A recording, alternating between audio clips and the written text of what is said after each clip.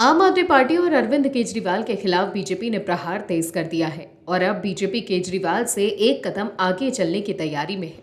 केजरीवाल साहब भारतीय राजनीतिक इतिहास के एक ऐसे नेता बन गए हैं जो विधानसभा का प्रयोग विधायी कार्यों के लिए नहीं करते, बल्कि पीएम मोदी की छवि को नुकसान पहुंचाने के लिए करते हैं। केजरीवाल साहब जो लोकतंत्र की दुहाई देते हैं, उनके लिए विधानसभा चर्चा का स्थान नहीं रह गया। यहाँ तो वो विशेषाधिकार का प्रयोग कर पीएम पर गलत बयानबाजी के लिए करते हैं।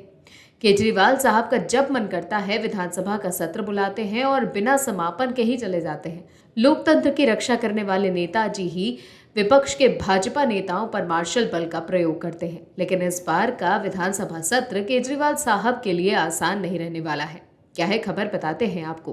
बीजेपी ने इस बार दिल्ली सरकार को घेरने की पूरी तैयारी कर ली है। पार्टी की तय रणनीति के अनुसार इस बार विधानसभा में बीजेपी केजरीवाल सरकार को दिल्ली में बाढ़ की स्थिति से निपटने के लिए हुई खामियों पर घेरने का काम करेगी।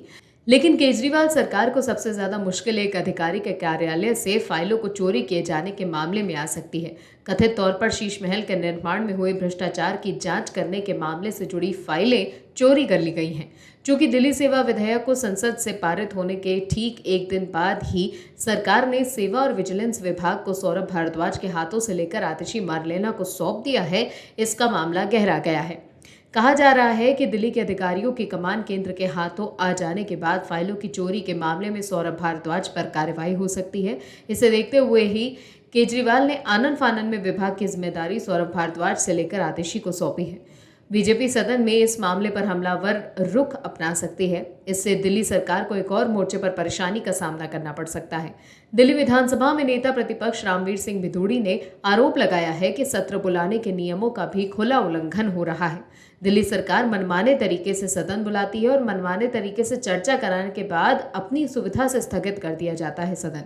कानूनी स्थिति में बदलाव के बाद सत्र बुलाने के नियमों पर भी सत्ता पक्ष विपक्ष में टकराव हो सकता है। रामवीर सिंह भिदोड़ी ने कहा कि 16-17 अगस्त को होने वाले दिल्ली विधानसभा सत्र में पार्टी ने सरकार को मुख्य मुद्दों पर जवाब मांगने का फैसला किया है। उपराज्यपाल से विधायकों के संवैधानिक हितों की रक्षा करने का भी अनुरोध किया गया है। उन्होंने कहा कि असंवैधानिक तरीके से सदन में विपक्ष को प्रश्न पूछने का अधिकार नहीं दिया गया है, जो लोकतंत्र को खतरे में डालने वाली बात है। भिदोड़ी ने कहा कि excise policy, feedback unit, Sheesh Mahal, विज्ञापन घोटाले और प्राइवेट बिजली कंपनियों को अवैध लाभ पहुंचाने की फाइलें आधी रात को क्यों चोरी हो गई, इसका जवाब सरकार को देना होगा। केजरीवाल जी, ये बात साबित करनी होगी कि वो लोकतंत्र के रक्षक हैं, भक्षक नहीं। और भी वीडियोस देखने के लिए चैनल को सब्सक्राइब करें और बेल आइकन को दबाएं।